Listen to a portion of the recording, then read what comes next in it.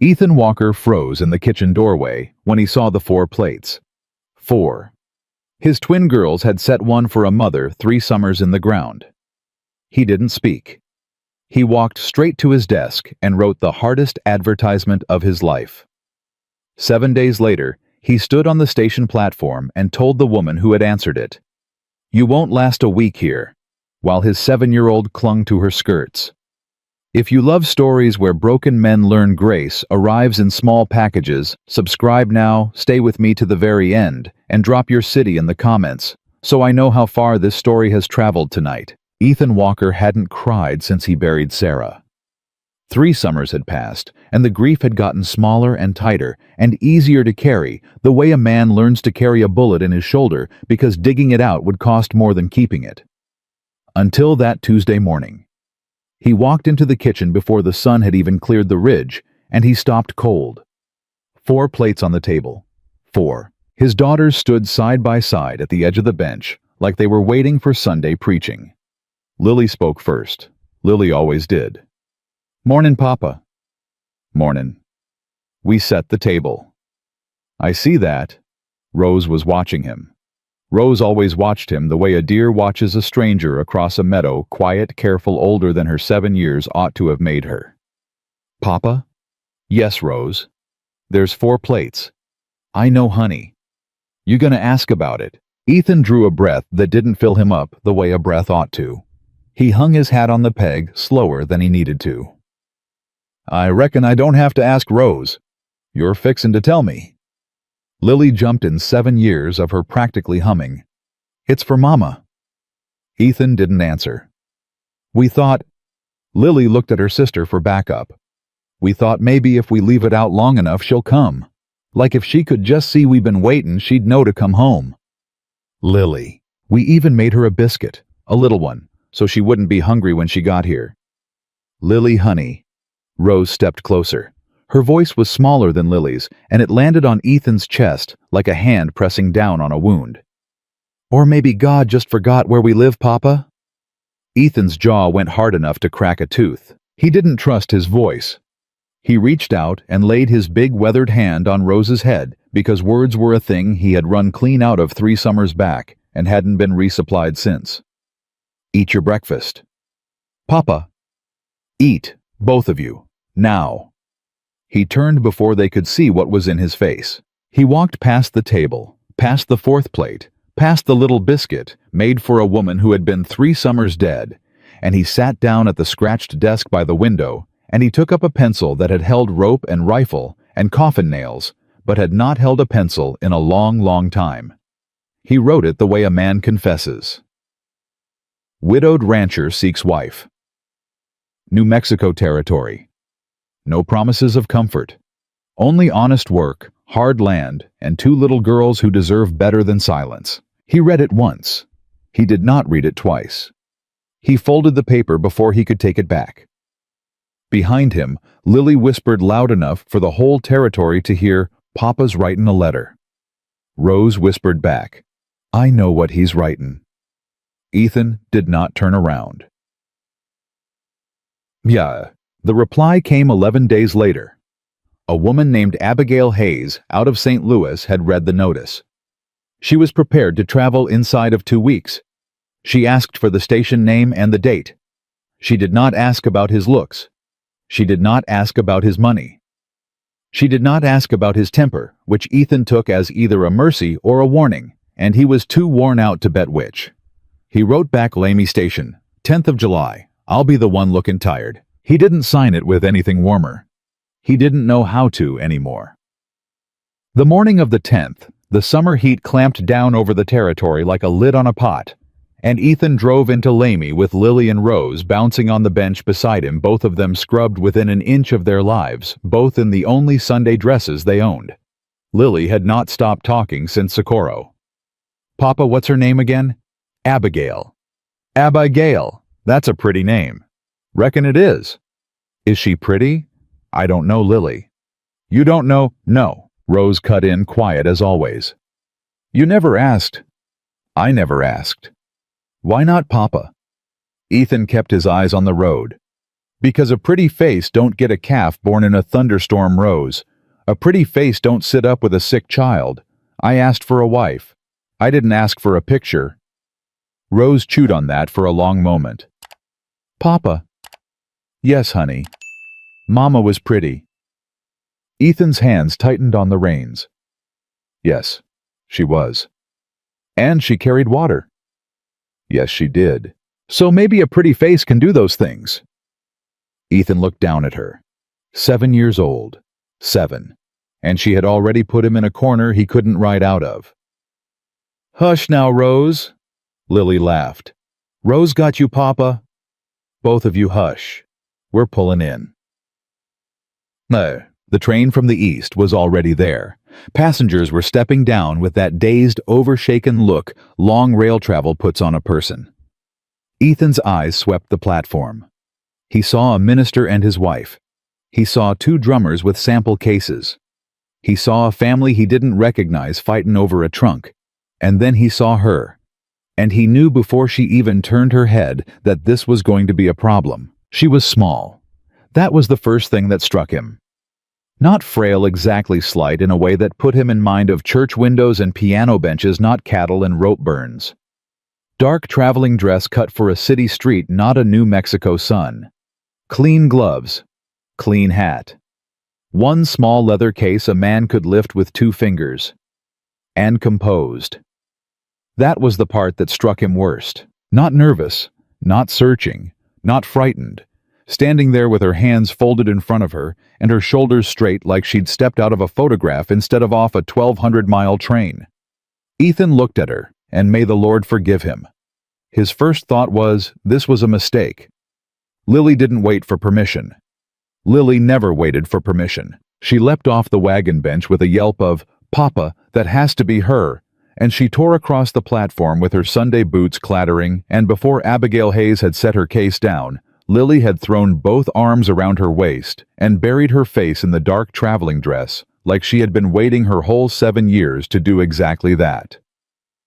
Abigail staggered half a step, steadied, looked down, and very quietly she knelt. She knelt right there on the dirty boards of the lamey platform in her clean traveling dress, and she put both gloved hands on Lily's shoulders, and Ethan couldn't quite hear her, but he could read her mouth. You must be Lily. Lily nodded hard enough to rattle her teeth. Or Rose. Lily, ma'am.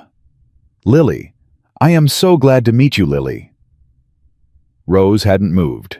Rose was still on the wagon bench, watching the way Rose watched everything, and Ethan saw the moment Abigail looked up and found her, saw the small pause, saw the way Abigail didn't rush, didn't coo, didn't call her over. Abigail tipped her head polite as a schoolteacher at a door.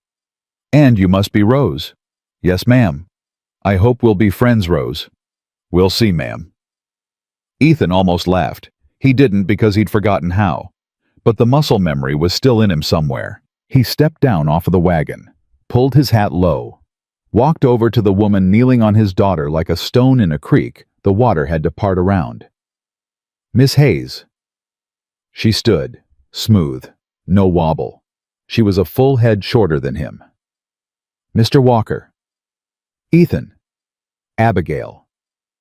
Ma'am, I'll be plain with you. I'd prefer it, Mr. Walker. And here was where he did the thing. The thing he would know inside of the hour was the thing. The thing that would sit in his chest and rot for weeks. He looked at her clean gloves and her 1 small case and her composed little face, and the grief he hadn't let out at the breakfast table came spilling out of him sideways, the way grief does when a man won't let it out clean. You won't last a week here. The whole platform got quiet. Lily's hand on Abigail's skirt went still. Rose's eyes on the wagon bench narrowed to slits. Abigail did not flinch. Ethan would remember that later. He would remember it for years. A softer woman would have flinched. A city woman would have flinched. A woman who was what she appeared to be would have flinched. Abigail did not. She looked at him very evenly and said, Is that your assessment, Mr. Walker, or your hope, ma'am? I said, is that your assessment, or your hope? It's the truth. Truth and hope ain't the same thing, sir. Ma'am, I came 1,200 miles. I did not come to turn around on a platform because a man decided the shape of me in 5 seconds. I am tired, Mr. Walker. I would like a glass of water. And I would like to meet your other daughter properly. After that, you may form any truth you please. Ethan opened his mouth, closed it, looked at Lily, who was staring up at Abigail with something close to worship, looked at Rose, whose mouth had tightened into the exact same line Sarah's used to make when Sarah was deciding whether to get angry at him or merciful. "Get her case, Papa," Lily said. "Lily, Papa." Ethan reached down, picked up the small leather case. It weighed almost nothing. "Yes, ma'am," he said. He was not sure which of the 3 females on that platform he was saying it to. The ride back to the ranch took 4 hours, and Ethan spent every mile of it wishing he had bit his tongue in half on that platform. Lily sat between Abigail and Ethan on the wagon bench and chattered the whole way. "We got chickens, 6. One of 'em's mean. Her name's Constance. Don't feed her by hand, she'll take a finger. I got pecked once and bled for an hour. Goodness. And we got a dog. Her name's Jubilee. She's old. Papa says she earned it. I'm sure she has. And we got the twins. That's me and Rose. We're twins. Did you know, ma'am?" "I had been told. Do we look alike?" "You look like sisters who share a face. I think you're each your own person, though." Lily thought about that long and hard. "I like that answer," she said at last. "Rose will too." Rose in the wagon bed behind them said nothing. Ethan drove. Somewhere past the 2nd hour, Abigail spoke without being asked a question. "Mr. Walker." "Ma'am." "You needn't apologize for what you said on the platform." "I wasn't fixin' to." "Good. I don't want an apology. I want an agreement." "What kind of agreement?" 1 week. "Ma'am, you said I wouldn't last one. I'm asking you for one. 7 days. At the end of 7 days, if you still believe I was a mistake, I will get back on a train and go. I will not argue. I will not beg. I will not write letters home calling you cruel. I will simply go. And if I say yes, then for those 7 days you treat me like the woman you asked for, not like the woman you decided you got. That's a hard thing to promise. It's an honest one." Ethan rode a 1/4 mile in silence. "All right." "All right, Mr. Walker." "All right, Miss Hayes." "Abigail." "Abigail." From the wagon bed behind them, very softly, Rose said, 1 week. Ethan glanced over his shoulder. Rose was looking at Abigail's back, memorizing it maybe, measuring it. 1 week, Papa, Rose said again louder. "Yes, Rose. I'll be countin'." Done. The ranch came up on them in the last hour before sundown. Ethan watched Abigail's face out of the corner of his eye as they approached. He was waiting for the flinch. The flinch did not come. She looked at the house the way a woman looks at a horse she is thinking about buying. Frankly, without sentiment. "The roof," she said. "Patched twice. Holds. The well? Sweet. Never run dry even in 76. The barn? Needs more'n I got hours for. The fence? Same. And the girls? What about 'em?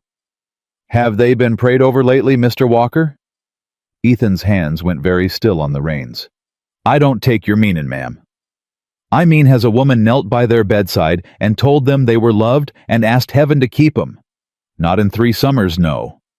Then that is the first thing I will do tonight, if you'll allow it." Ethan did not answer straight off. He pulled up by the porch, set the brake, climbed down, walked around, held up a hand to help her off the bench. She took it. Her glove was clean. Her grip was not what he expected, firm, steady schoolteacher's grip, or pianist's something he couldn't quite name. Their eyes caught for about 2 seconds longer than they should have. He let her hand go like it burned. "You'll allow it," he said, rougher than he meant. "The prayin', you'll allow it." "I thought I'd need your permission, Mr. Walker." "Not for that you don't." "Thank you."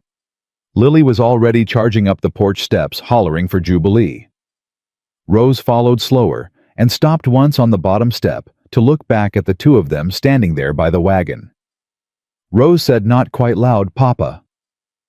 "Yes, honey." "She's got Mama's gloves on." "What?" "Her gloves. They're like the ones Mama wore to church." Ethan looked down at Abigail's hands. They weren't really like Sarah's gloves. Sarah's had been lace at the cuff, and these were not. But 7-year-old eyes saw what 7-year-old hearts needed to see, and Rose's eyes had found something to hang on to, and Ethan could not for the life of him decide whether he was grateful for that or terrified of it. "Come inside, Miss Hayes." "Abigail. Abigail, come inside. You'll want to sit, and drink, and wash, in that order." "Yes, Mr. Walker." "Ethan. Ethan." He carried her one small case up the porch steps and through the door Sarah had painted blue the summer before she died, and he set it down inside a house that had not held a woman in 3 summers. Lily was already telling Jubilee about Abigail in breathless detail. Rose had slipped off toward the kitchen. Ethan followed and stopped in the doorway, and the cracked clean-through thing happened to his chest for the second time in 2 weeks.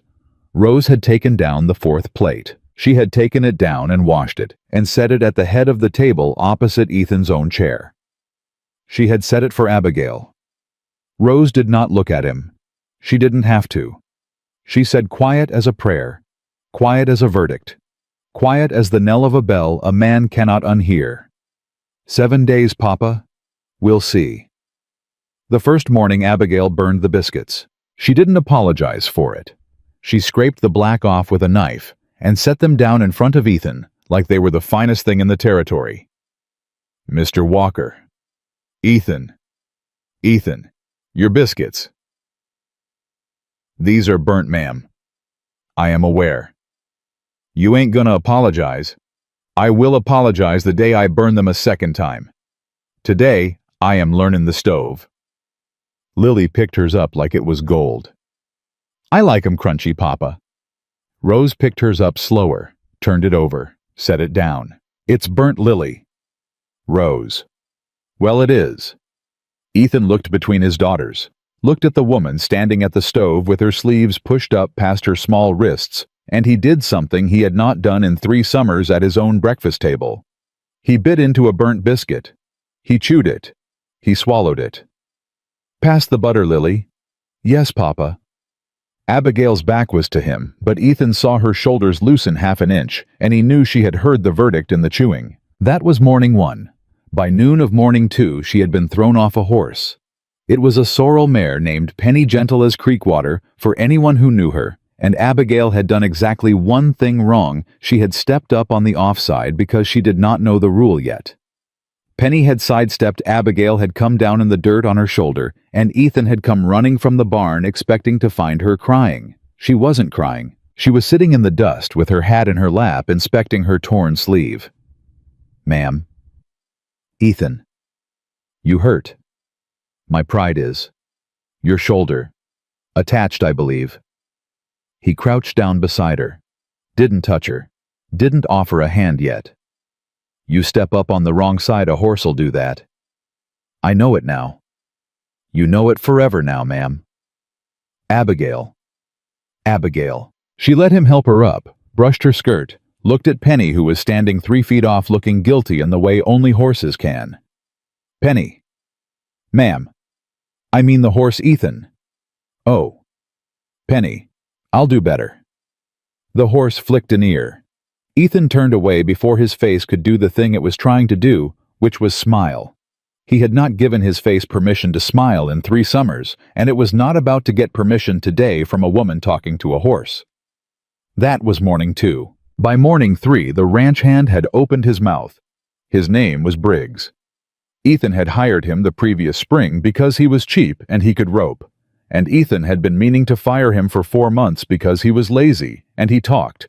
And Ethan had not gotten around to it, because firing a man took energy Ethan did not have. Briggs came through the yard while Abigail was hanging wash on the line, and he made a show of looking her up and down, and he said loud enough for the barn to hear, "Walker, you sure you ordered a wife, 'cause that there looks like city lace."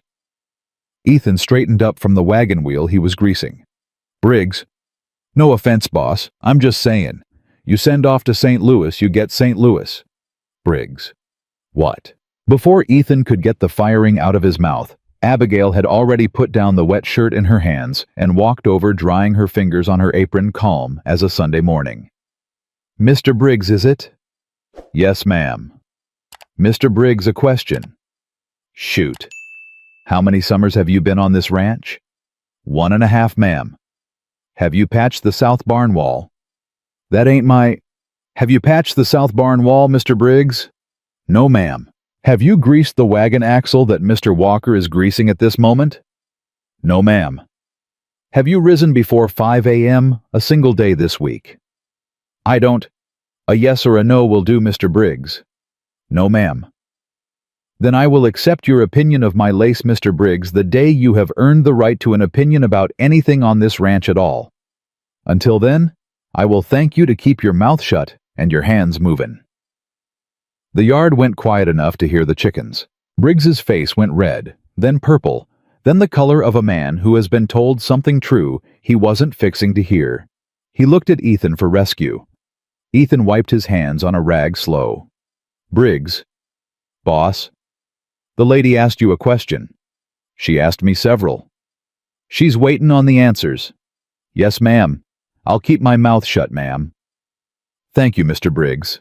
She walked back to the wash line and picked up the wet shirt and pinned it up like nothing had happened. Ethan stood in the middle of the yard, holding a greasy rag and watching his hired man walk off with his ears red, and he thought very clearly for the first time since the platform.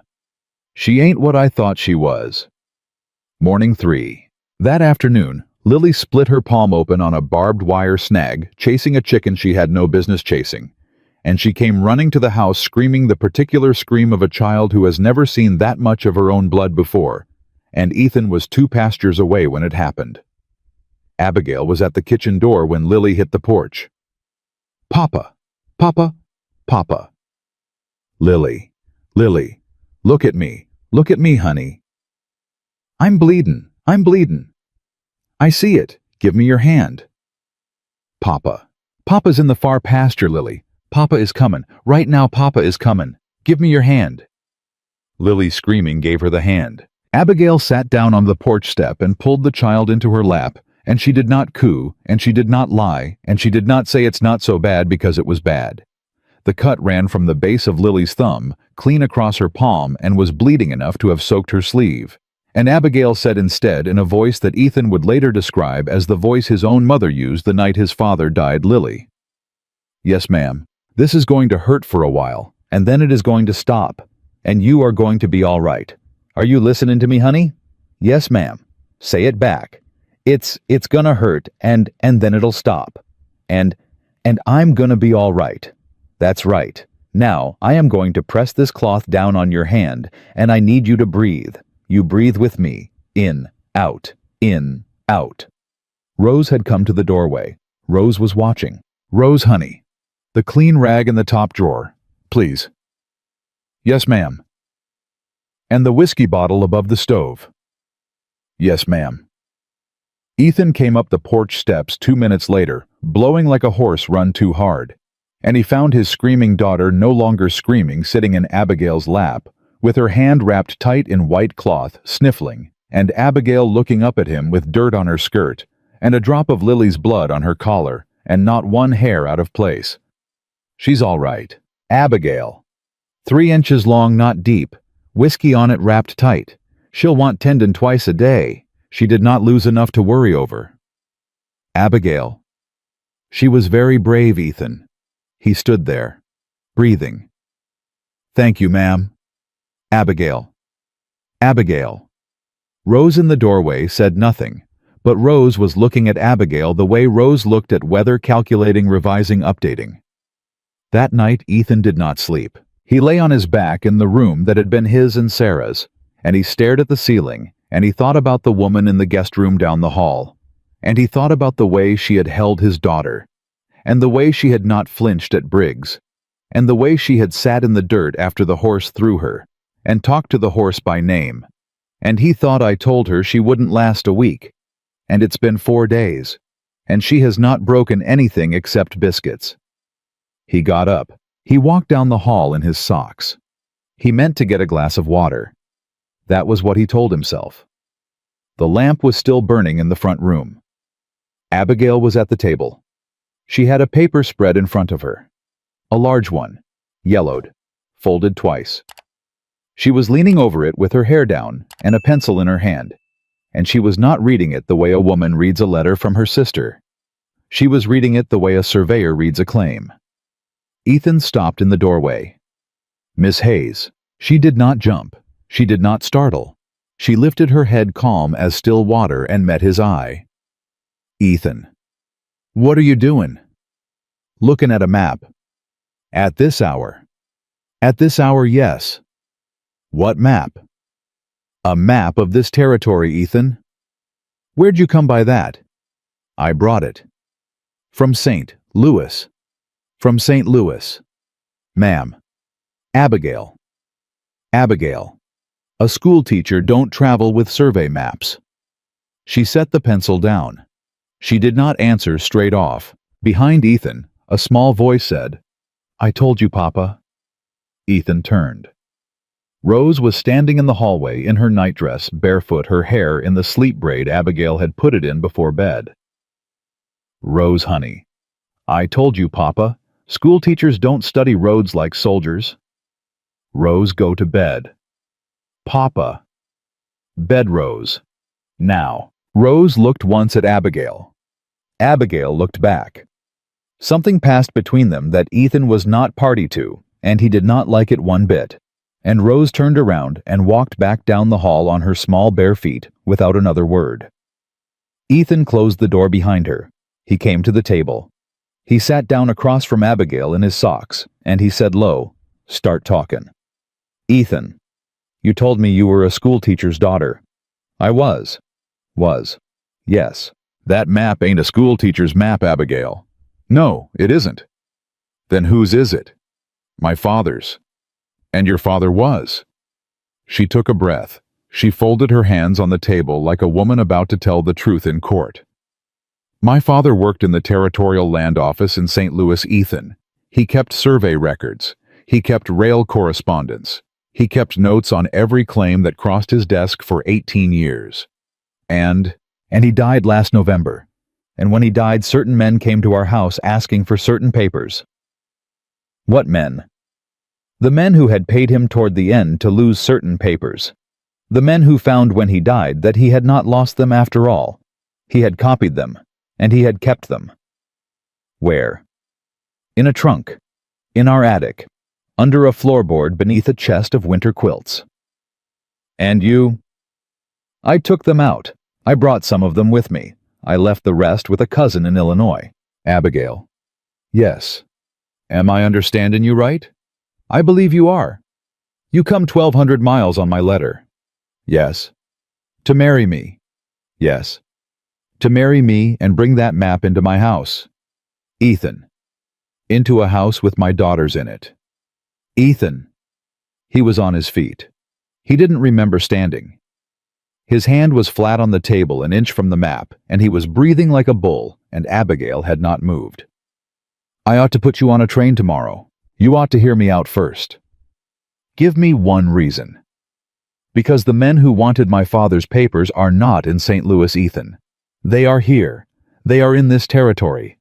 One of them is named Jeremiah Crow.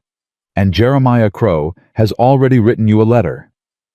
Ethan went very still. What letter?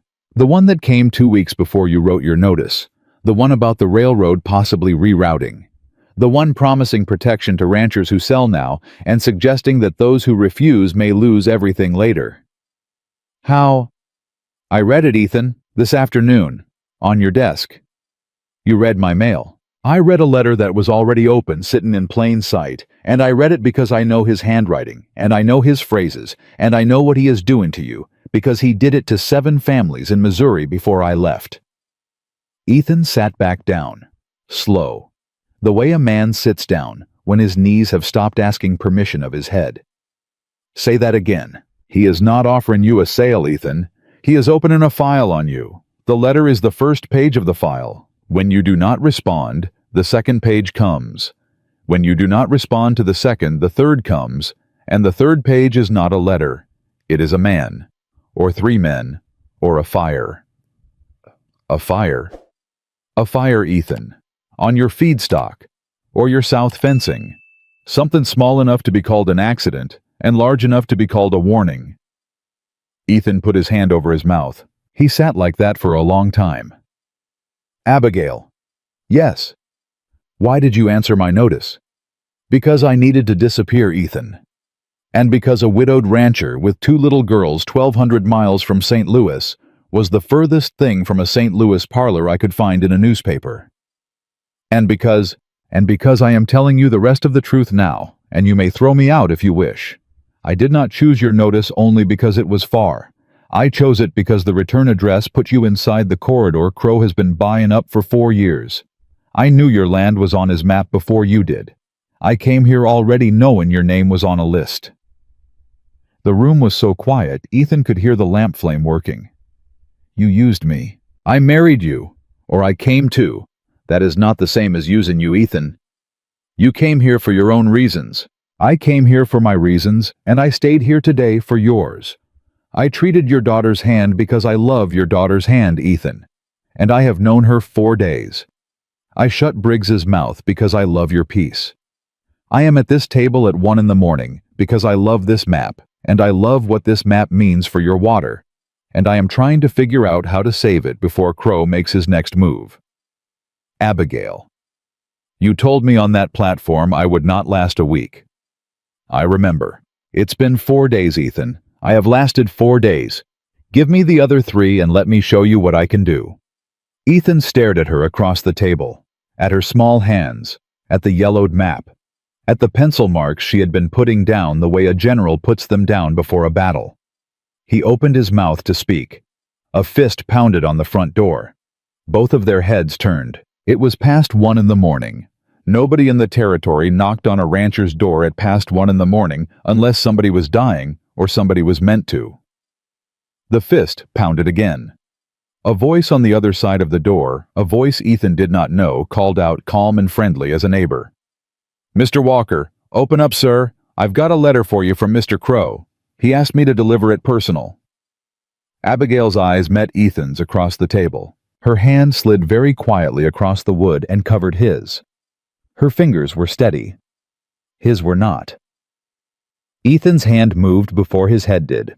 He reached under the table and came up with the pistol he kept mounted to the underside of it, and he thumbed the hammer back with the sound every rancher in the territory knew the sound of. Abigail didn't flinch at the cock of the hammer either. Ethan? Under the table, Abigail. Ethan, under the table, now. If you answer that door with a pistol cocked at 1 in the morning, you give him exactly the story he came for. Ma'am. Abigail, and listen to me. He came here to see you afraid. Don't give him the sight. The fist hit the door again, still friendly, still patient. Mr. Walker. Sir, I heard movement. I can wait all night, but the missus won't like it. Abigail's eyes sharpened. The missus. What about it? He knows Ethan. Knows what? He knows I'm here. Ethan's jaw locked up. Since when? Since the train, most likely. Since Lamy. A man like Crow has eyes at every station from here to St. Louis. Before Ethan could answer, a second voice spoke behind them, small and wide awake. Papa. Rose, standing in the hallway again, barefoot again, her braid half come loose. Rose, honey. Papa, I counted 3. 3 what? 3 men. I've been watching out the back window, 1 at the door, 1 by the barn, 1 down by the gate. Abigail was on her feet before Ethan was. Rose, honey, did they see you looking? No, ma'am, I kept the lamp off. Good girl, Rose. Ethan looked at his 7-year-old daughter, and he understood in 1 clean second that Rose had been awake for every word of the conversation at the table. Every word. And she had not panicked. She had counted. Rose. Yes, Papa. You go get your sister. You wake her quiet. You take her into the root cellar. You shut the door. You do not come up for anybody but me or Miss Abigail saying the name Jubilee. You understand? Yes, Papa. Say it back.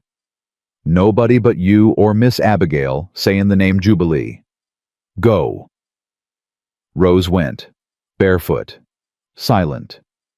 7 years old, and she moved through that house like a soldier who had been waiting her whole small life to be called. The fist hit the door a third time. Mr. Walker, I'd hate to have to raise my voice, sir. Abigail touched Ethan's wrist, gentle, firm. Let me stand behind the door. Abigail. Behind it, Ethan. Out of sight. You open it. You keep the pistol at your side, not raised.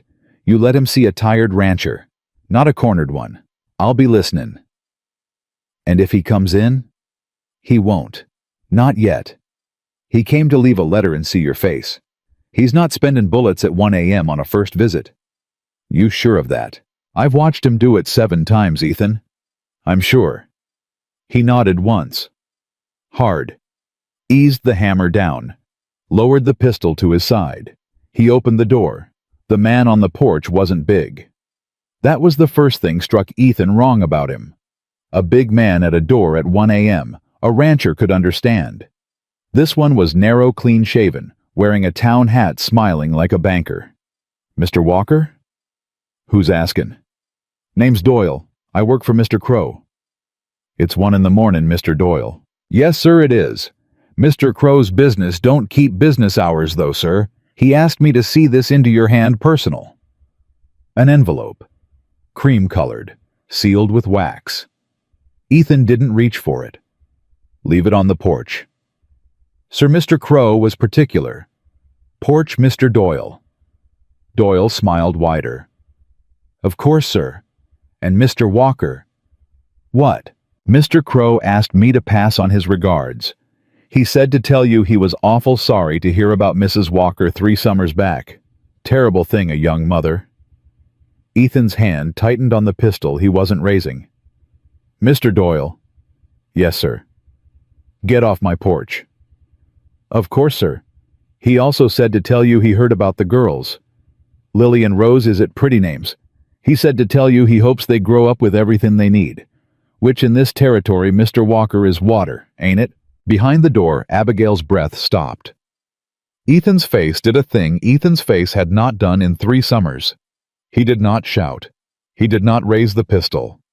He stepped out onto the porch, and he stepped in close enough that the banker smile on Doyle's face went a little thin at the corners. Mr. Doyle. Sir? You say my daughter's names again on my porch, you will not ride off of it. Mr. Walker. You will not ride off of it, Mr. Doyle. Am I understood? The banker's smile was gone. Understood, Mr. Walker. The letter on the porch. You. Gone.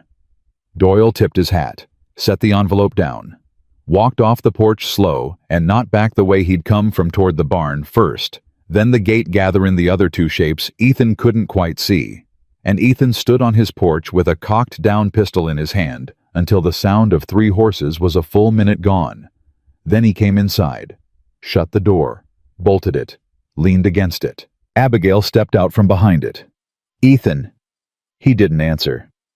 Ethan, look at me. He said their names, Abigail. I heard. He said their names. I heard Ethan. His hand was shaking. He set the pistol on the table so it wouldn't shake. Open the letter. Ethan, you should sit. Open the letter, Abigail. She opened it. She read it once, silent. She read it twice. Well? Well, what? He's offering to buy the south half of your land. Fair market. Cash. Closing in 10 days. Fair market. That's what it says. And the rest? The rest is not writin', Ethan. The rest is him standin' on your porch at 1 a.m. sayin' the girls' names out loud. Ethan sank into the chair at the table, put his face in his hands.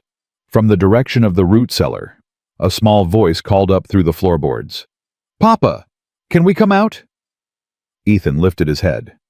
Abigail. Yes. Say the name. She went to the cellar door, lifted it. Jubilee.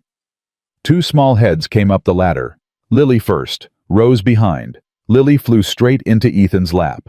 Rose walked straight to Abigail and took her hand without asking. Nobody said anything for about a minute. Lily broke it. Papa. Yes, honey. Is the bad man gone? He's gone tonight, Lily. Tonight. Yes. But not forever. No, honey, not forever. Lily thought about it. Then she said in the practical way only 7-year-olds can say the worst things in the world. Then we need a plan. Ethan almost laughed. He almost cried. He did neither because Rose was looking at Abigail's hand in hers and saying something else. Miss Abigail. Yes, Rose. Your hand is cold. A little, honey. Are you scared? Yes, Rose, a little. Papa's scared too. Ethan opened his mouth to deny it. Abigail cut him off gentle. Your papa's allowed to be scared, Rose. A man who isn't scared for his babies isn't much of a papa. Rose nodded slow. She filed that away the way Rose filed everything. Miss Abigail. Yes, honey. Are you gonna leave? Abigail knelt down to her eye level, took both of the child's hands. No, Rose. You promise.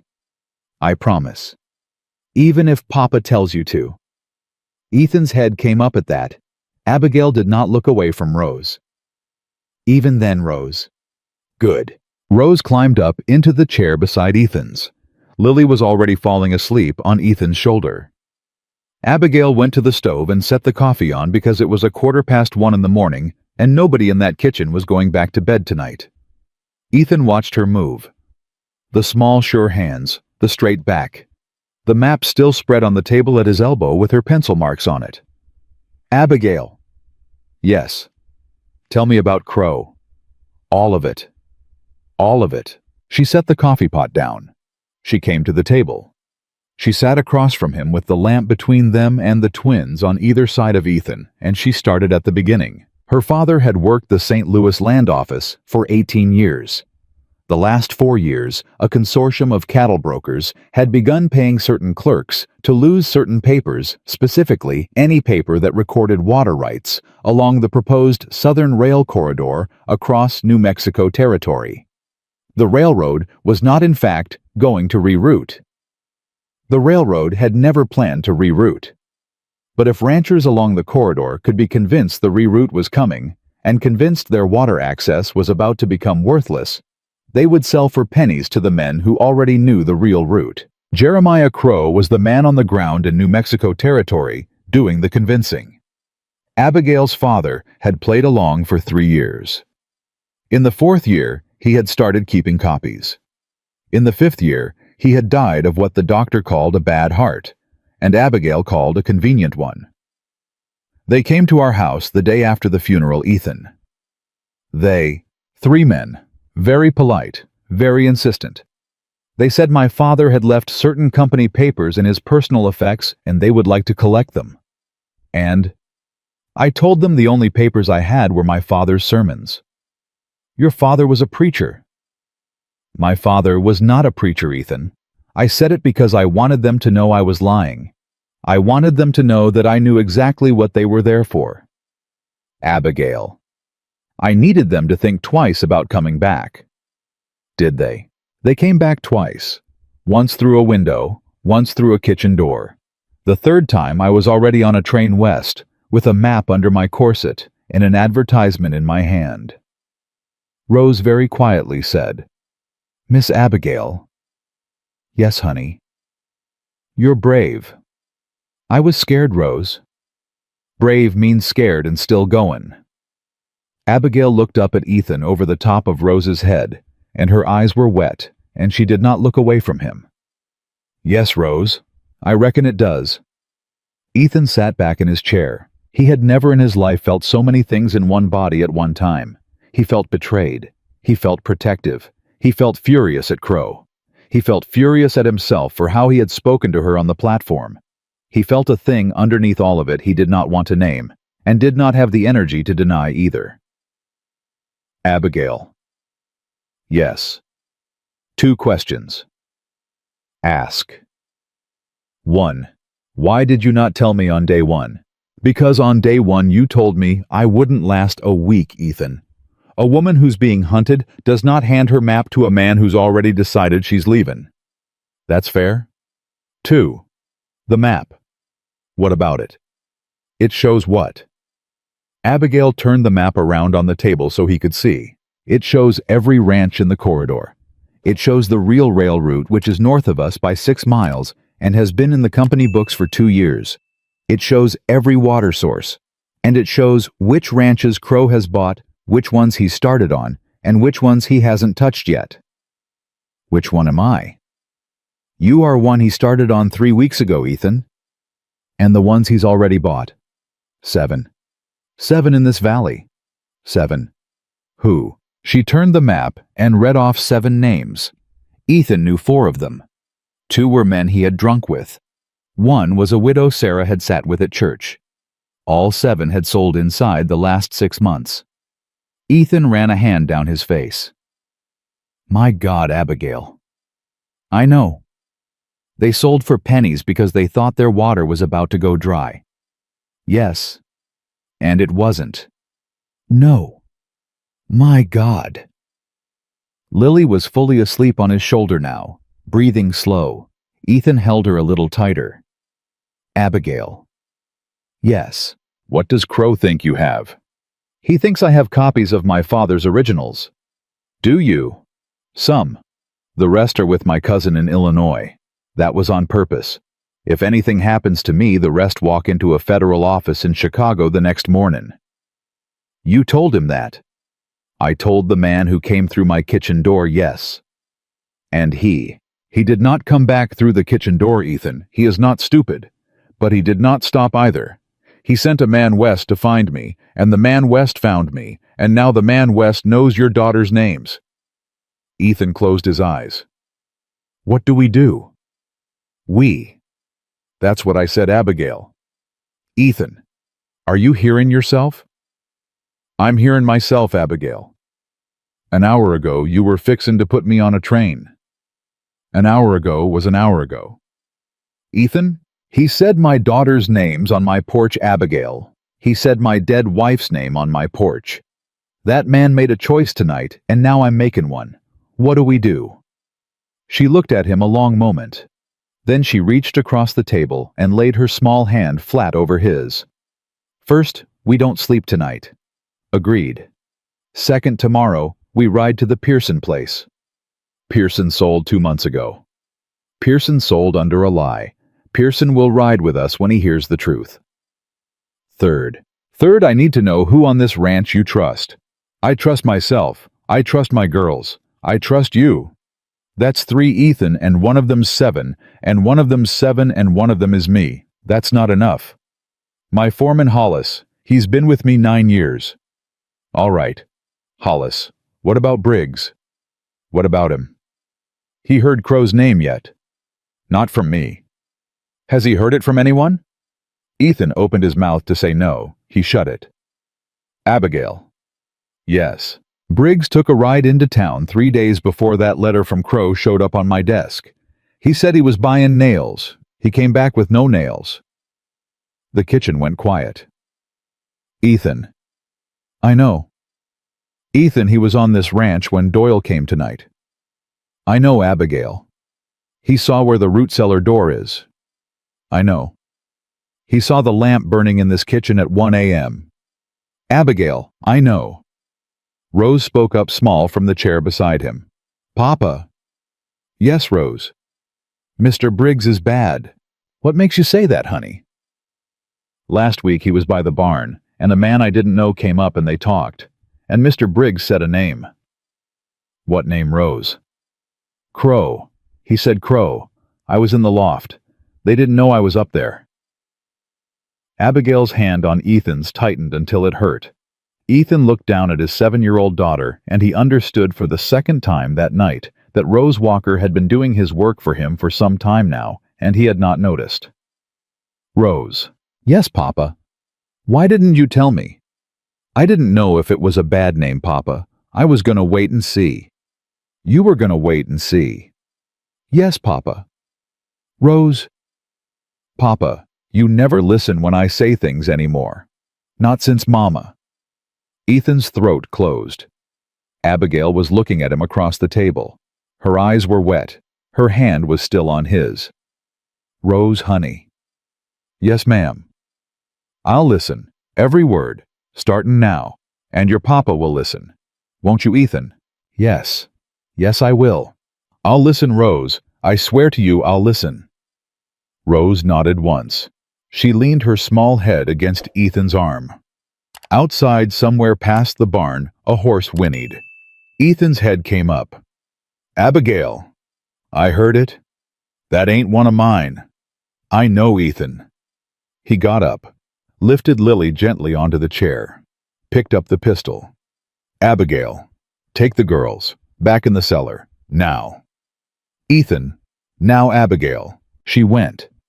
She scooped Lily up without waking her. She took Rose by the hand. She paused at the cellar door. Ethan? Yes. Don't go out there alone. I ain't going out there. I'm going to the window. Ethan, go. Cellar. Now. Please. She went. Ethan blew out the lamp, stepped to the front window, eased the curtain back 1 finger's width.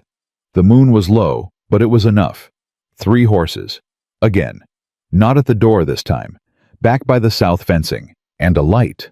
A small growing light. Yellow. Flickering. Not a lamp. A flame.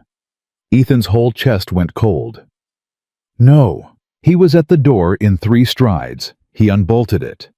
He was halfway across the porch when Abigail came flying up the cellar ladder behind him, hollering his name, and Rose was hollering too, and Lily had woken up and was crying, and the south fencing was already alight, the dry summer wood catching like paper, the flames racing along the rail toward the feedstock shed where Ethan kept a full summer's hay. A summer's hay. 3 cows' worth of winter feed. 6 months of work. And past the shed closer than Ethan wanted to think about the barn. And past the barn, the house. Ethan stood on his porch with a pistol in one hand and 3 summers of carefully carried grief breaking open in his chest all at once. And he watched the flames climb, and he heard 3 horses riding away hard into the dark.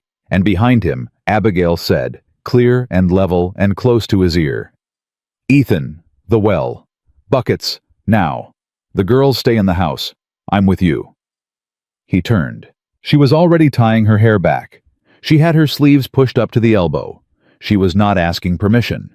And Ethan Walker, who had told a woman on a platform 1 week back that she would not last 7 days, looked at her face in the light of his own burning fence and understood that he had been the biggest damn fool in the territory. Abigail. Buckets, Ethan. Yes, ma'am. They ran. They fought the fire till dawn. Abigail worked the bucket line like a woman who had done it before. Ethan hauled. Hollis the foreman came riding in from the bunkhouse in his long john swearing a blue streak and hauled beside him. By the time the sky turned gray, the south fencing was a black scar 30 yards long, half the feed shed was gone, and the barn somehow was still standing. Ethan sank down on the porch step with his hands black and his eyes red. Abigail sat down beside him. Neither one spoke for a long while. Then Abigail said quiet as church, Ethan? Yes. Briggs wasn't in the bunkhouse. Ethan's head came up. What? Hollis just told me. Briggs's bunk wasn't slept in. His horse is gone. Ethan closed his eyes. Abigail. I know. That son of a... I know Ethan. He rode out with them. He rode out with them. Ethan put his head in his hands. Abigail. Yes. I should have fired him in March. You should have. You didn't. You can't go back and fire him in March, Ethan. You can fire him today. He ain't here to fire. Then we'll find him. Ethan lifted his face. We. Yes, Ethan. We. Stop looking surprised every time I say that word. You married me 5 days ago. I know it. Then start acting like it. He looked at her. Soot on her cheek, hair half fallen out of the tie, a burn on the back of her wrist she had not even mentioned. Abigail. Ethan, I owe you an apology. You do not. I owe you a... Ethan, listen to me. There is a time for apologies, and it is not sunrise after a fire. It is after we win. Save it. Yes, ma'am. Abigail. Abigail. She stood up, brushed ash off her skirt like it had insulted her. "Come inside. We are going to eat. The girls need to see us eat, and then we are going to ride." "Where?" "The Pearson place first, then every ranch on this map that Crow has not finished swallowing. Today, Ethan. Before noon. Before Crow hears his fire didn't make you sell." Ethan got up. "Hollis." "Yes, boss." "You stay with the girls. Nobody on this property today except you. Nobody rides in, you put a bullet in the dirt 10 feet in front of them. Understood?" "Understood, boss." "Abigail and I'll be back before dark." "Yes, sir." Inside, Rose was already at the stove. 7 years old, standing on a step stool stirring a pot of oats she had started on her own. Lily was at the table with her bandaged hand in her lap watching Rose work. Abigail stopped in the doorway. "Rose?" "Yes, ma'am." "Honey, who taught you to make oats?" "You did, Miss Abigail, yesterday." "I showed you once." "I know." Abigail's eyes went wet. She did not let it show in her voice. "Thank you, Rose." "Are you going away, Miss Abigail?" "For the day, honey. Your papa and I are going to see some neighbors. We'll be home before supper." "Promise?" "I promise." "Swear on something." "Rose?" "Swear on something real, Miss Abigail." Abigail knelt. "I swear on your mama's grave, Rose. I will come home to this house tonight." Rose looked at her a long second. "That's a real thing." "Yes, honey." "All right." Ethan watched it from the doorway. He did not trust his face to do any of the things it was trying to do. He turned and went to saddle the horses. They rode out at sunrise. Pearson's place was 6 miles east. Pearson was 42 years old, had sold his ranch 2 months back for $1,800 cash, and had been drinking most days since. Ethan found him in the yard of the rented house. He had moved his wife and 3 kids into chopping wood. He didn't need the way a man chops wood when he can't sit still. "Pearson." "Walker." "Got a minute?" "Got nothing but minutes." Ethan stepped down. Abigail stepped down. Pearson looked at her and blinked. "Didn't know you'd married Walker." 5 days ago." "Well, ma'am." "Mr. Pearson?" "What brings you Walker?" "The railroad ain't rerouting Pearson." Pearson stopped chopping. "Come again." "The railroad ain't rerouting. Never was. The route's 6 miles north of your old ranch and always has been." Pearson lowered the axe. Slow. "You're telling me?" "I'm telling you. My water never was going dry. My water, Walker. Never was going dry, Pearson. I sold for $1,800. I know. That land was worth. My daddy bought that land in '52, my daddy." "Pearson." "My daddy." Pearson sat down in the dirt, right there, axe beside him. He put his face in his hands, and a 42-year-old rancher who had not cried in public since he was a boy, cried in his own yard, while his wife came out on the porch and stopped where she stood. Abigail knelt down beside him. "Mr. Pearson." "Ma'am?" "Mr. Pearson, look at me." He looked. "Who did you sell to?" A broker. Man named Doyle." "Doyle works for a man named Crow." "Crow." "Yes." "Jeremiah Crow." "Yes." "Jeremiah Crow. I know that name. I heard that name in town the week before I sold. A man at the saloon said Crow was the one quietly buying when the rail panic started. I thought he was just the buyer. I didn't know he was the one starting the panic. He started the panic, Mr. Pearson. My father worked in the St. Louis land office. I have my father's records. I have Crow's correspondence. I have the real rail survey with the real route marked on it. I can prove every word I'm saying." Pearson looked up at her. "Ma'am?" "Yes." "Are you telling me that what happened to me is happening to Walker right now? His feed shed burned last night, Mr. Pearson. His south fencing is gone. A man rode up on his porch at 1 a.m. and said his daughter's names out loud." Pearson got to his feet. "Son of a... Mr. Pearson... Walker." "Yeah." "Who else? Who else what? Who else needs to hear this? Today. This morning. Before Crow catches wind." Ethan looked at Abigail. Abigail was already pulling the folded map out of her saddlebag. 7 names, Mr. Pearson. 3 of them haven't sold yet. 4 of them sold the way you did and don't know it. Read 'em. She read them. Pearson nodded once at each name. I can get to 4 of those by noon. Pearson. Walker. Shut up. I can get to 4 of those by noon. You and your wife take the other 3. We meet back in town at the sheriff's office at 3 o'clock. Bring every paper you've got, ma'am. Every paper. Mr. Pearson? Ma'am. The sheriff is Crow's. Pearson's face went still. How do you know? Because my father's records show Crow paid him $400 last October. It's in the ledger. Jesus. So we do not meet at the sheriff's office. Then where? The church, 3 o'clock. The pastor is not on Crow's ledger. I checked. Pearson laughed. It was a short, ugly laugh. You checked, ma'am. I checked every name in this county, Mr. Pearson. I had a 1,200-mile train ride to read. Pearson looked at Ethan. Walker. Yeah. Where'd you find her? St. Louis. Walker. Yeah. Don't lose her. I don't plan to. They rode. The 3 ranchers Abigail and Ethan reached that morning reacted in 3 different ways. The first, a man named Boyd, listened with his jaw tight and said one sentence at the end of it. 3 o'clock. The church. I'll be there.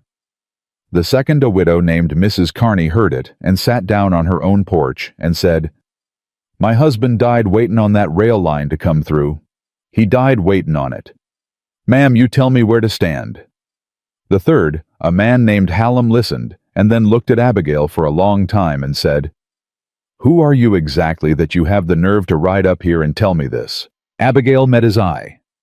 I am the daughter of a man who helped Crow do this for 4 years, Mr. Hallam. And then stopped. And then died.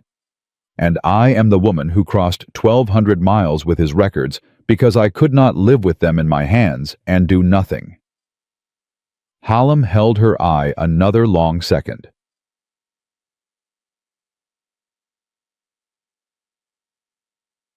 3 o'clock. The church. They rode for town. It was 2:45 when they hit the edge of it. The streets were half empty in the summer heat. Abigail scanned the storefronts under the brim of her hat. Ethan saw her eyes snag on a man standing outside the hotel, a narrow man in a town hat, clean-shaven, smoking. Ethan. I see him. That's Doyle. I see him. He sees us. I see that too. Don't stop. I wasn't going to. They rode past the hotel at a walk. Doyle watched them go. He did not move. He did not call out. He just watched them with a banker's smile until they turned the corner toward the church. At the church, Pearson was already there with 4 men. Boyd came in while they were dismounting. Hallam came in 2 minutes later. Mrs. Carney came in last with a Bible in one hand, and what Ethan was fairly sure was a pistol in the other. 9 people in that little church, counting the pastor. Abigail laid the map out on the communion table. She laid beside it a packet of letters, a ledger page, and a page of survey notes. She spoke for 40 minutes. She did not raise her voice once. When she was done, Pearson said, What do? We do 3 things, Mr. Pearson. 1, we file a formal challenge in the federal office in Santa Fe, not the territorial one. The territorial one has Crow's men in it. The federal one does not. I have a cousin who will carry the papers on the train Tuesday morning. The papers go to Chicago from there. That is the leverage. 2, we confront Crow. In public, in daylight, with witnesses. We make him choose. He can retreat, and the papers in Chicago stay in Chicago. Or he cannot retreat, and the papers in Chicago walk into a federal office by Friday. 3, and this is the part that matters, Mr. Pearson. We stand together. Every one of us. Because alone he will bury each of us under a different lie. Together he cannot bury 9 families at once without drawing the kind of attention his employers in St. Louis will not permit. Boyd said, When? Abigail said, Tomorrow. Tomorrow. Tomorrow at noon. His office. All 9 of us ride up together. He does not get to pick the ground. Hallam said, "Ma'am." "Yes." "Are you afraid?" "Yes, Mr. Hallam." "Good. A person who ain't afraid of Jeremiah Crow ain't paying attention." They rode home in the last light. Ethan did not speak for the first mile. Then he said, "Abigail." "Ethan, I was gonna say something on that porch this morning. You told me to save it." "I remember. I want to say it now." "Ethan, I want to say it now, Abigail. Before tomorrow, in case tomorrow goes sideways." She looked over at him. Her face in the last sun was tired and soft, and not composed for once. "All right. I was wrong on that platform." "Ethan, I was wrong on that platform, and I've been wrong every day since in smaller ways. And I am not a man who says that easy, so you are going to let me say it all the way through." "All right. I thought I ordered a wife Abigail. I didn't. I ordered help, and I was ready to resent whoever showed up for not being Sarah because that's what a coward does when his grief gets too big to carry. I looked at you on that platform and I saw a woman who didn't look like the woman I buried, and I punished you for that inside of 10 seconds. I am ashamed of it. I will be ashamed of it the rest of my life. Ethan, I ain't done." "All right. You saved my feed shed. You saved my barn most likely. You saved my daughters very nearly literal by counting 3 horses in the dark. You have a map that is going to save my land and 7 other families' land, and you rode into this house knowing it would cost you to tell me about it, and you told me anyway." "I should have told you sooner." "No, ma'am. You told me when I'd earned it, which was later than I should have earned it." Abigail's eyes were wet. "Ethan Walker." "Ma'am, Abigail?" "Abigail." "I have something to say, too." "Say it." "You did not order help." "Abigail." "You did not order help, Ethan. You wrote a notice that said your daughters deserved better than silence. That was not a notice for a housekeeper. That was a prayer dressed up as a business arrangement because you were too broken to pray any other way." Ethan's jaw worked. "Maybe. I answered the prayer, not the notice." "Abigail, I am telling you this because tomorrow might go sideways. Ethan and I do not want to ride up to Jeremiah Crow's office at noon tomorrow, not having said it." "Abigail." "Yes. Did she beat him to it?" "I love the girls, Ethan, already, both of them. I loved Lily the second she ran across that platform, and I loved Rose the second she decided to count me.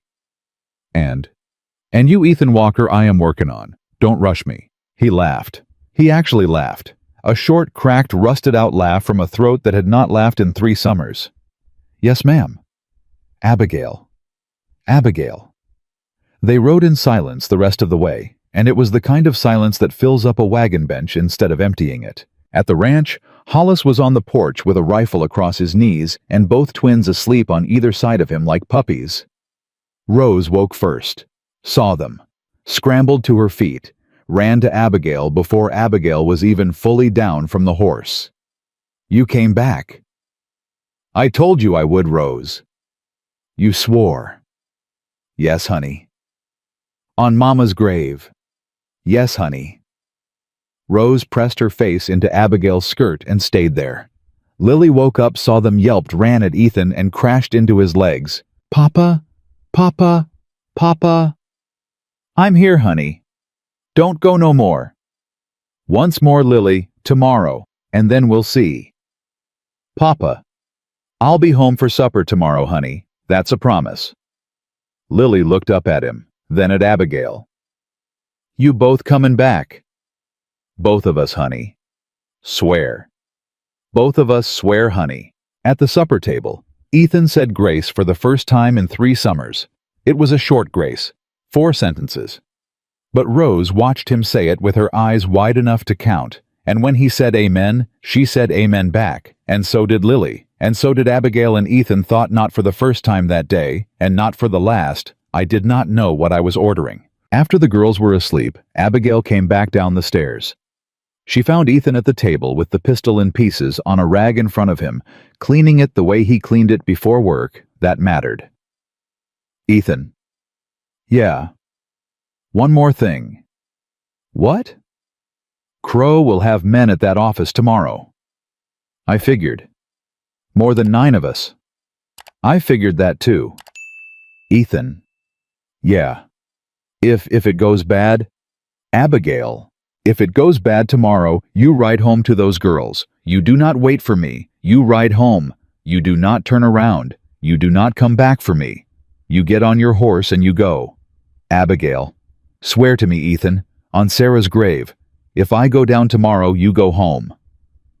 Ethan set the pistol piece down. He reached across the table. He took both her hands. Abigail. Ethan. No. Ethan. No, Abigail. I will not swear that. I will swear a great many things to you tonight. I will swear I will not let you go down tomorrow. I will swear I will stand beside you at that office at noon, whether 9 of them come or 90. I will swear those girls upstairs will have a mother when the sun sets tomorrow, God willin', and the creek not risin'. But I will not swear I will ride home without you.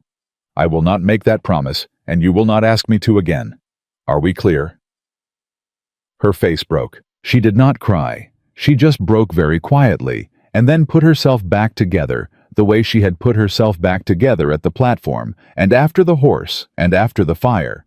And she put her forehead down on their joined hands on the table, and stayed there a while. All right, Ethan. All right, Abigail. Tomorrow. Tomorrow. Outside somewhere past the burned fencing, a coyote cried once, and then went quiet.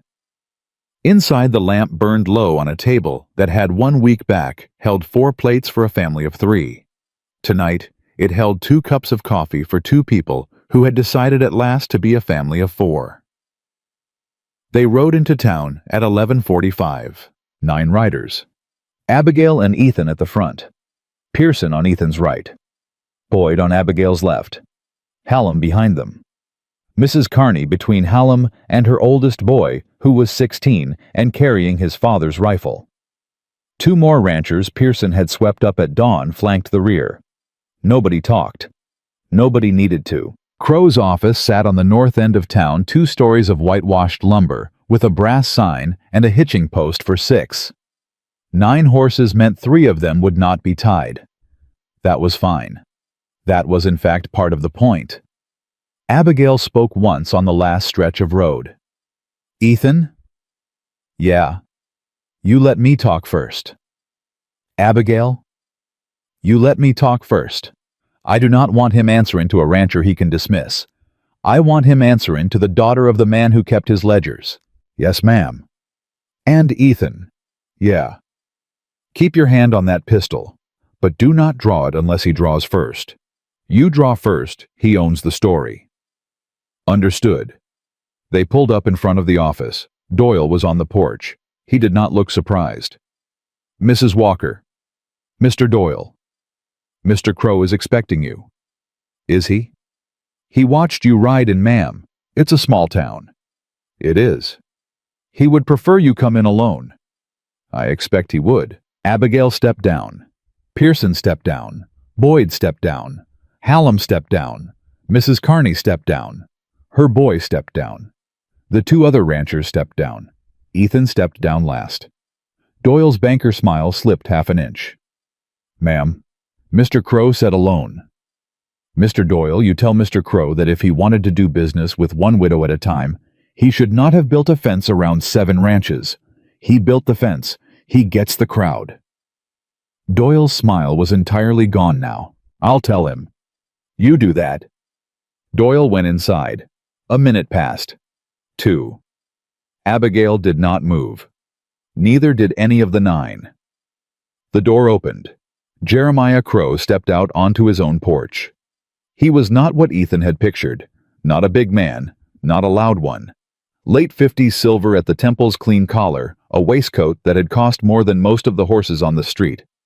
He had the eyes of a man who had been winning for a long time and had stopped asking why. He looked at the 9 of them. He looked longest at Abigail. Miss Hayes. Mrs. Walker. Ah, so soon. 5 days, Mr. Crow. 5 days is fast work. So is burnin' a man's feed shed, Mr. Crow. The porch went still. Crow did not flinch. He did something worse. He smiled. I'm sorry to hear Mr. Walker had a fire. Are you? Dry summer, feed sheds catch. Mr. Crow. Ma'am, I am going to save us both some time. I know who you are. I know who my father was to you. I know the 17 names you have on retainer in this territory, including the sheriff of this county and 2 clerks in the Santa Fe Territorial Office. I know the real rail route is 6 miles north of the corridor you've been buying. I know you have paid directly or indirectly for the purchase of 7 ranches in this valley at an average of 23% of assessed value. I know you sent Mr. Doyle to Mr. Walker's porch at 1 o'clock yesterday morning to say my stepdaughter's names out loud. I know you sent 3 men to set that fire 4 hours later. I know Mr. Briggs. Mr. Walker's former hand took $40 from your man in town 11 days ago. And I know, Mr. Crow, that my father copied every ledger page that passed his desk from October of 1874 through the week he died. And I know where those copies are.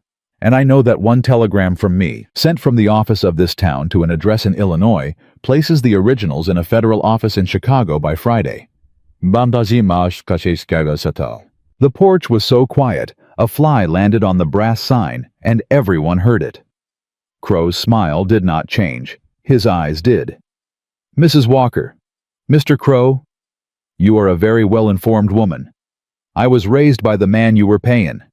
Your father and I had an understanding. My father had 3 bad years. He died in his 4th good one. That is not an understanding. That is a man with a conscience trying to outlive the devil. Strong words, ma'am. Earned ones, sir. Crow looked past her. At Pearson, at Boyd, at Hallam, at Mrs. Carney. Pearson. Crow. You're a long way from your new house. I'm exactly the distance I need to be, Crow. You took my $1,800. I took your lie, Crow. I'm here today to give some of it back. And Mrs. Carney. Mrs. Carney lifted her Bible. Not her pistol. The Bible. Mr. Crow. Ma'am, my husband died waiting on the train you said was coming. You were at his funeral. You shook my hand. You said kind words. You bought his land from me 3 weeks later for $400 because I could not feed my children, Mr. Crow. Ma'am, I assure you, Mr. Crow, I am not finished. Ma'am, I did not come here today to get my land back, Mr. Crow. I came here today to tell you that I will be at the federal office in Santa Fe on Monday with Mrs. Walker and whatever papers she tells me to carry.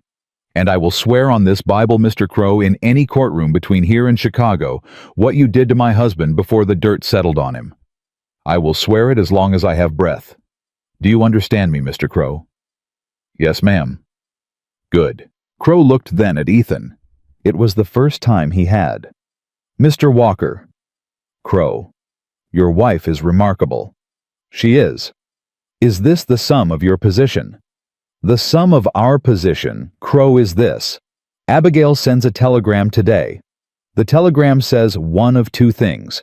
Either it says, hold, and those papers stay in Illinois, or it says, send and those papers are in Chicago by Friday. Which one it says depends entirely on what you do in the next 5 minutes. Crow's jaw tightened. That is blackmail, Mr. Walker. No, sir. That is leverage. Blackmail is when I want something from you. I don't. I want you to leave my wife, my daughters, my ranch, my neighbors, and this valley alone for the rest of your natural life. If you can promise that in writing on this porch in front of these 8 witnesses, Abigail sends hold. If you can't, she sends send. And you can explain to your employers in St. Louis why the federal government in Chicago now owns your correspondence. Mr. Walker. Also Crow. Yes?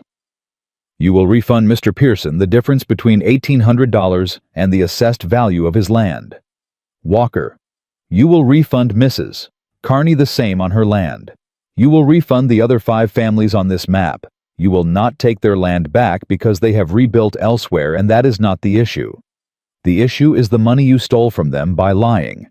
You will return it, in full, by the end of the month. Certified bank draft. Crow's face was turning the color of old beef. Walker, that is in excess of $19,000.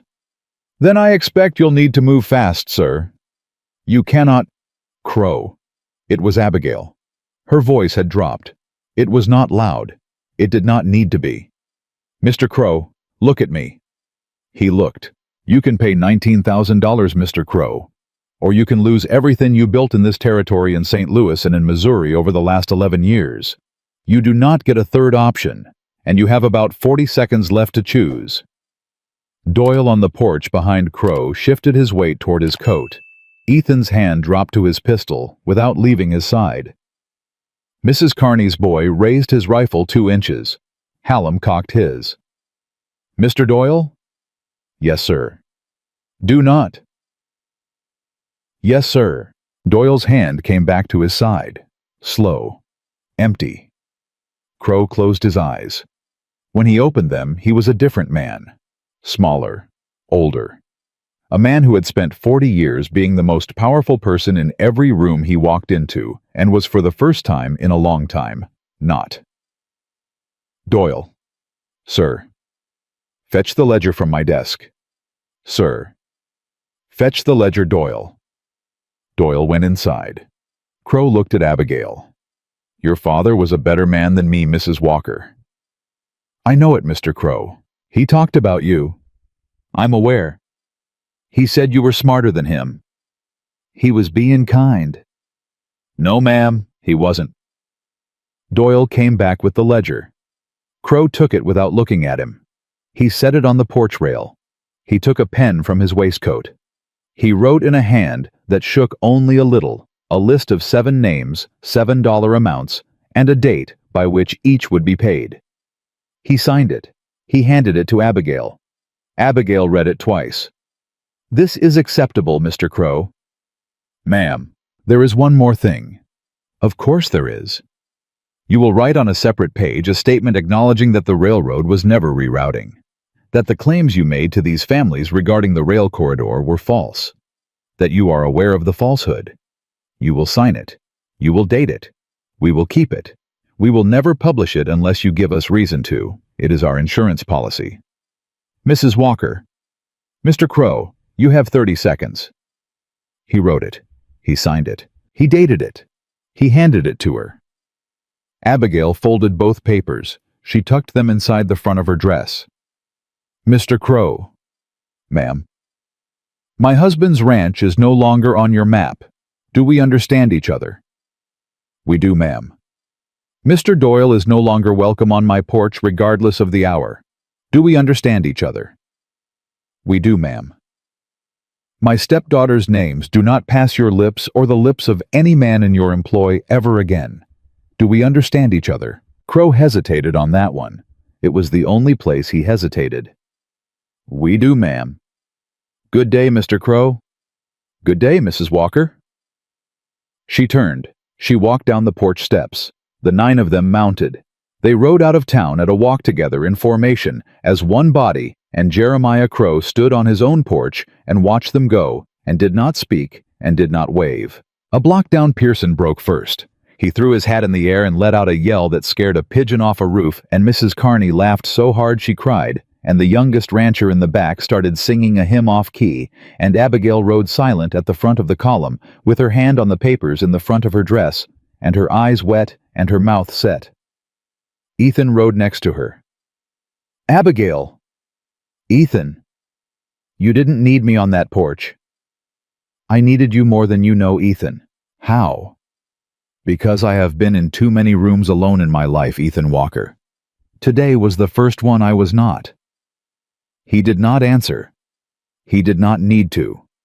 He reached across the space between their horses and took her hand, and they rode out of town like that, reins in one hand, each the other hand held across open air, and 8 neighbors behind them who had decided in 1 hour on a porch to stop being frightened men and women who lived near each other and start being a community again. They got home before sundown, the way Ethan had promised Lily. Lily saw them first. She came off the porch in a dead run. She hit Abigail at the belt buckle. You came back. I told you, honey. You both came back. Both of us. Rose was slower. She walked down the porch steps one at a time and stopped in front of Abigail, and looked up at her with those old, careful 7-year-old eyes. "Miss Abigail." "Yes, Rose." "Papa." "Yes." Rose turned to Ethan. "Papa, I have a question, and I want a real answer, not a papa answer." Ethan crouched down to her. "All right, Rose. Are you still calling her your wife because of the letter you wrote, or because she's ours now?" The yard went so quiet you could hear the wind in the burned fence posts. Ethan's throat closed. Abigail did not look at him. She looked at Rose. She kept her face still. "Because she's ours now, Rose." "You sure, Papa?" "I'm sure, honey." "Ma'am, Miss Abigail." "Yes, Rose." "I want you to stay." "I'm staying, Rose." "I want you to stay always." "Always, Rose." "Not 1 week." "Not 1 week." "Not 7 days." "Not 7 days." "Forever." "Forever, Rose." Rose nodded once, small and final, a verdict a judge delivers at the end of a long trial. Then she lifted both small arms. Abigail picked her up. Rose put her face in Abigail's neck and did not cry because Rose did not cry, but she stayed there a long time with her small hand wrapped in Abigail's collar, and Abigail held her and did not move. Ethan stood up, slow. He did not wipe his face. He did not need to. "Girls?" "Yes, Papa." "Go inside. Wash up. Supper in half an hour." "Yes, Papa." They went. Rose last. Rose stopped in the doorway and looked back at Abigail once just to be sure, and Abigail nodded at her once just to confirm it, and then Rose went in. Ethan and Abigail stood in the yard. He stepped in close. "Abigail." "Ethan?" "I wrote a notice 7 days ago asking for help." "I know. I want to tell you what came." "Tell me." "I asked for help. What came off that train was a home." Her face did not break this time. This time she smiled. Small. Tired. The smile of a woman who has crossed 1,200 miles and 1 burning fence and 1 porch in a dry little town, and has finally arrived. "Ethan Walker." "Yes, ma'am." "Abigail." "Abigail." "I am home." He kissed her there in the yard, in the last light of a long summer day. And it was not a picture book kiss, and it was not a platform kiss, and it was the kiss of a man who had learned late, but not too late, what he had actually been asking for when he sat down at a scratched desk with a pencil in his hand, 3 summers into a grief he could not carry anymore. Inside, Lily was already setting the table. 4 plates. Just 4. Rose came in behind her with the water pitcher. She looked at the table. She looked at the 4 plates. She set the pitcher down. She went to the cupboard. She took down a 5th cup, small and chipped and blue, that had been Sarah Walker's favorite. She set it beside Ethan's plate. Not at a place setting, not at a chair, just beside his plate. Empty. Upright. A small blue reminder. Ethan came in. Saw it. Stopped. Rose looked up at him. Calm. "Papa." "Yes, Rose." "For Mama." "Yes, Rose. She gets to stay too." "Yes, honey." "Not a plate, just a cup, because the plates are for now." "Yes, Rose." "And the cup is for then." "Yes, Rose." Abigail came through the door behind him. She saw the cup. She understood it in 1 second. She did not try to replace it. She did not try to move it. She sat down in her place at the head of the table opposite Ethan, across from the chipped blue cup, and she folded her hands and she said, gentle as Sunday, "Rose, that is a beautiful thing you did." "Thank you, ma'am." "Your mama would be proud of you." "I hope so, ma'am." "I am sure of it." They ate. Lily talked the whole meal. Rose watched everyone and ate slow. Ethan, for the first time since his wife died, did not eat in silence. He passed the bread. He refilled the water. He laughed once at something Lily said, and Rose looked up at the sound like it was a bird she had not heard in a long, long time. Outside, the summer heat was finally breaking. Somewhere past the burned fencing, a coyote cried, and another answered, and then they both went quiet, and the valley that had been frightened for months went on being quiet and safe a little longer. $19,000 came in certified bank drafts by the end of the month. 7 families got their money back. Crow left the territory before the first frost. The federal inquiry Abigail's cousin filed in Chicago closed Crow's St. Louis office within the year. The sheriff of the county was replaced in November. The 2 clerks in Santa Fe were not. The ledger page Crow had written on his own porch sat folded inside Abigail's dresser drawer for the rest of her life and never once needed to be used. Ethan married Abigail properly in front of the pastor who had opened the church on that Tuesday afternoon 6 weeks later. Lily carried the flowers. Rose carried the ring. Mrs. Carney cried through the whole ceremony. Pearson stood up as Ethan's witness. Hollis stood up beside him. Briggs was never seen in the territory again. Years later, when Rose was grown and Lily was engaged, and the ranch had a new barn and a new south fence, and Sarah's small blue cup still sat on the kitchen shelf where Rose had first set it that night, a young woman from back east would ask Abigail how she had known on that platform at Lamy to stay. Abigail would answer her the same way every time. "Honey, I didn't know." A little girl named Lily ran across a platform and threw her arms around me, and a little girl named Rose watched me like she was deciding whether to let me in. And I decided right then that whatever that tired, angry man at the back of them said to me in the next 5 minutes, I was going to earn my place in their lives. And I did. And they earned mine. And that is how a family is made honey. Not by a letter, not by a notice. By a platform and a plate set for the dead, and a cup kept for the living, and a choice made out loud to stay. And she stayed. And so did he. And so did they. Forever.